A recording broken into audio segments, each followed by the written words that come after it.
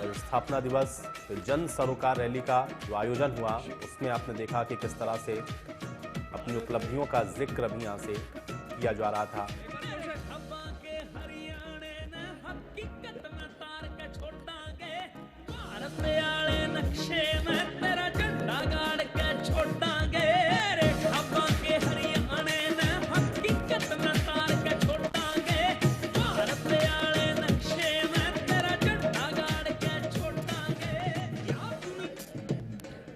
बहुत बहुत धन्यवाद। एक बहुत ही आदर और सम्मान के योग झज्जर की इस पावन धरा पर जन सरोकार रैली में पहुंचे हमारे तमाम पार्टी के वरिष्ठ नेतागण, जजपा के हरियाणा प्रदेश इकाई के अध्यक्ष सम्माननीय सरदार निशान सिंह जी, आपके प्रदेश के उप मुख्यमंत्री, आपके लाडले अजीत दुष्यंत चौटाला जी, पार्टी के वरिष्ठ उपाध्यक्ष बड़े भाई डॉक्टर केसी बांगड़ जी, बहन फूलवती जी, चौधरी सतपाल सांगवान जी, चौधरी अंतराम तंवर जी, पार्टी के महासचिव चौधरी हर्ष कुमार जी, हमारे 4 प्रदेशों के आए हुए अध्यक्षगण चौधरी महेंद्र सिंह जी, ओम प्रकाश सहरावत जी, बच्चन सिंह जी आर्या जी, मंच संचालन कर रहे पार्टी के प्रदेश के मुख्य महासचिव अजीत दिग्विजय चौटाला जी, पार्टी के वरिष्ठ विधायक सम्माननीय चौधरी ईश्वर सिंह जी, भाई देवेंद्र सिंह जी बबले, श्रीमती नैना चौटाला जी, भाई रामकरण काला जी, भाई जोगीराम सिहाग जी, भाई रामनिवास जी और हरियाणा सरकार के आपके मंत्री अजीज अनूप धानक जी, इस आयोजन में मुख्य भूमिका निभाने वाले जिला झज्जर के अध्यक्ष भाई राकेश जाखड़ जी, उनकी पूरी टीम और पार्टी के समस्त राष्ट्रीय, प्रदेश और जिला स्तर तक की कार्यकारिणी के सभी सदस्यगण, गांव-गांव से आए हुए सम्मानित पिता तुल्य बुजुर्गों, हम उम्र नौजवान दोस्तों, माता और बहनों, कृषि प्रधान भारतवर्ष के उज्जवल भविष्य अजीज बच्चों, पत्रकार एवं छायाकार बंधुओं, मैं सबसे पहले तो जन नायक चौधरी देवीलाल जी को वंदन करता हूं। जन सरोकार दिवस पर आप सब लोगों का स्वागत करता हूं, अभिनंदन करता हूं, अभिवादन करता हूं और झज्जर की इस पावन भूमि को प्रणाम करता हूं और सलाम करता हूं। आपको न्योता दे करके यहां तक लाए उन पार्टी के तमाम कार्यकर्ताओं को, झज्जर की इस ऐतिहासिक और वीरों की भूमि पर प्रदेश के कोने कोने से आप आए कार्यकर्ता बंधुओं ने आपको यहां तक पहुंचाने में जो मदद की, उसके लिए उनका भी आभार प्रकट करता हूं, स्वागत करता हूं।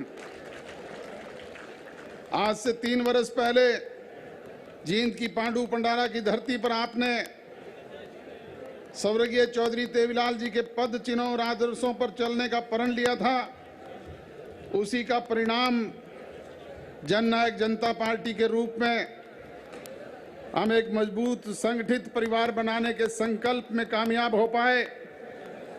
आज जननायक जनता पार्टी का संगठन प्रदेश का सबसे बड़ा और मजबूत संगठन है।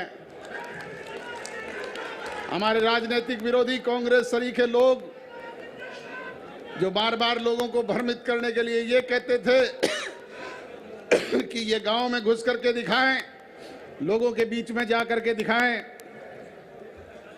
भूपेंद्र सिंह जी हुड्डा, ये झज्जर की पावन धरा पर लाखों की संख्या में आए लोग क्या साबित कर रहे हैं, आप इसी से अंदाजा लगा लें। लोगों को भ्रमित करने का काम आपने बहुत कर लिया। आपने जिस तरीके से सिवाय अपने परिवार के बाहर निकलने का काम नहीं किया, अब प्रदेश का नौजवान, प्रदेश का गरीब हरिजन और पिछड़ा, प्रदेश का किसान पूरी तौर पे इस बात को समझ चुका है कि आपने तो किसान को बर्बाद करने का काम, बड़ी कंपनियों की ये जमीन कौड़ियों के दाम आपने लेकर के इनको देने का काम किया।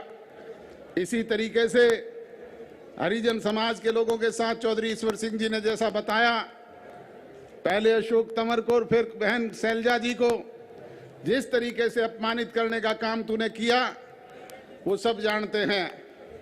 आपके सामने पिछले दिनों मैं अखबार में पढ़ रहा था, ये इसका पप्पू जो है भूपेंद्र सिंह जी हुड्डा का बेटा, उसने बयान दिया कि जेवर में बनने वाला एयरपोर्ट अगर कांग्रेस की सरकार होती तो हरियाणा प्रदेश में बनता। मैं पूछना चाहूंगा, 10 साल तेरा बाप चीफ मिनिस्टर था, केंद्र में कांग्रेस की सरकार थी, कभी प्रयास नहीं किया? कभी लाखन माजरा बनाने की बात करते थे, कभी रोहतक में बनाने की बात करते थे, सिर्फ लॉलीपॉप दिए। हरियाणा प्रदेश में जैसे ही जननायक जनता पार्टी और भाजपा की सरकार बनी, आपके इस अजीज लाडले ने हरियाणा प्रदेश की हिसार की पावन धरा पर उसे स्थापित करवाने का काम किया है। और आने वाले दिन वो दूर नहीं है जब हरियाणा प्रदेश में इस तरह की और योजनाओं को ला करके आगामी 3 वर्ष में उन्हें कानूनी रूप से अमली जामा पहनाने का काम करेंगे। हम बातें नहीं करते। जिस तरह चौधरी देवीलाल ने जनता जनार्दन के बीच में कई बातों को कानून बनवा करके लागू किया, उसी तरीके से आपके इस अजीज लाडले ने जो बात आपके बीच में चुनाव घोषणा पत्र के जरिए कही थी, उनको कानून बनवा करके लागू करने का काम किया है। और आज 40% से ज्यादा वो बातें आपके बीच में पूरी हो चुकी है। 2 वर्ष कोरोना जैसा विश्वव्यापी महामारी रही, अनेक तरह की दूसरी समस्याएं रही, किसान आंदोलन भी चला, जिसकी वजह से जो संपर्क हमारा आपस में होना चाहिए था वो नहीं हो पाया। और इसका खामियाजा कहीं ना कहीं कार्यकर्ताओं को, हमारे वोटर्स को उठाना पड़ा। परंतु आपको हताश और निराश होने की आवश्यकता नहीं। आगामी 2 वर्ष में न केवल उसकी भरपाई करने का काम करेंगे, बल्कि उसे सवाया करके आपके बीच में पूरा करने का काम करेंगे। 2019 में विधानसभा के चुनाव में आपने नारा दिया था, किसान कमेरे आगे बढ़, जीत के अपना चंडीगढ़ ले, जीत ले अपना चंडीगढ़। अब आप तैयार हो जाओ ये कहने के लिए कि चंडीगढ़ हमारी हुई है, अब दिल्ली की पारी है।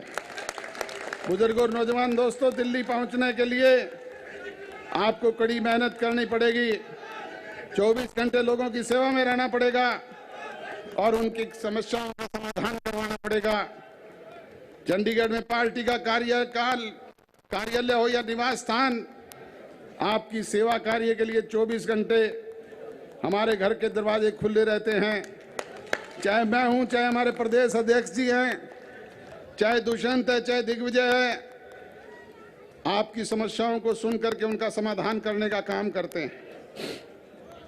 आपके सामने जो ये विपक्ष में बैठे हुए लोग कांग्रेस में दम भरते हैं, इनके पास तो पिछले 10 साल में संगठन ही नहीं है। जूतों में रोजाना खीर बंटती है। जो अपना प्रदेश में संगठन नहीं बना पाते, वो क्या हुकूमत करने का काम करेंगे। बुजुर्गों और नौजवान दोस्तों, घमंड के कारण आज कांग्रेस अपने अंतिम सांस गिन रही है। और अगर हम अपने पुराने दल की बात करें तो जो स्थिति आज उनकी है वो आपसे छुपी हुई नहीं है। हमने जींद की धरती पर कहा था कि ये झंडा आपका, डंडा आपका, फंड आपका, पार्टी के विधायक आपके, ये 23% वोट आपके, आप इसे संभाल करके रखना, सर्व सत्यानाश करने का काम किया। और अभी 2-3 दिन पहले मैं अखबार में पढ़ रहा था, हमें गद्दारों की संज्ञा देते हैं। अरे गद्दार तो तुम्हारी पार्टी के आज जो हरियाणा प्रदेश के अध्यक्ष हैं, जिसे चौधरी ओम प्रकाश चौटाला नजर से देखना भी पसंद नहीं करते थे, आज वो तो तेरी पार्टी का अध्यक्ष है। और जिस आपके यहां के बादली के विधायक पंडित नरेश ने सबसे ज्यादा बकने का काम चौधरी ओम प्रकाश चौटाला जी के प्रति किया, वो लोग आज तेरी पार्टी के सर्वे सर्वा हैं। ये हालात तुम्हारे हैं, खोखले हो चुके हो, जनता जनार्दन जान चुकी है। इलाहाबाद में बहुत बड़ी बड़ी बातें की थी, वोट ना मांगने की बात की, फिर लोगों के दरवाजे दरवाजे पर जाकर के नाक रगड़ी, और बदकिस्मती से ये इनेलो फिर से एक हो गई।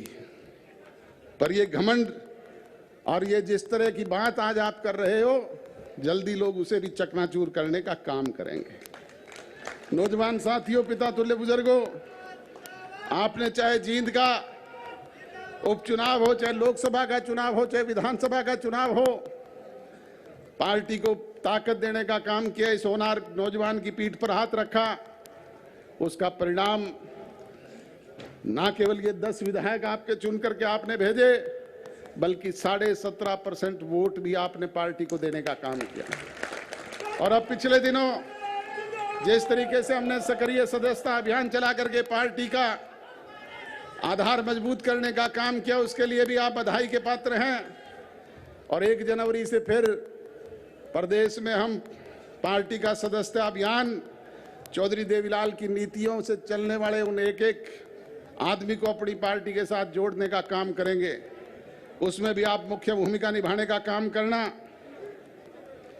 आपके बीच में वो दिन दूर नहीं जब ये 17.5% 51 में तब्दील होंगे, और जब ये 51 में तब्दील होंगे तो फिर मेरे कहने और बताने की आवश्यकता नहीं, सारी समस्याओं का निदान आप लोगों के बीच में अपने आप हो जाएगा। बाकी बातें तो मंच से आपके बीच में कही गई है, आप लोगों ने भी दूर दूर वापस ठंड में जाना है। मैं ज्यादा लंबी चौड़ी बात नहीं करूंगा, मैं तो आपसे यही कहूंगा कि कल एक दुखद घटना हुई जिसमें हमारे chief of the defence staff, उनके पारिवारिक, उनकी पत्नी और उनके सहयोगी 13 लोगों की मृत्यु हुई, जो बहुत दुखददायी घटना थी। आज पार्लियामेंट में भी सबने उनके प्रति शोक प्रकट किया है। मैं आपसे भी कहूंगा कि अंतिम समय में आप खड़े होकर के 2 मिनट का उनके लिए, उनकी आत्मिक शांति के लिए मौन रखने का काम करें। आप आए, आप सबका बहुत बहुत धन्यवाद। जय हिंद।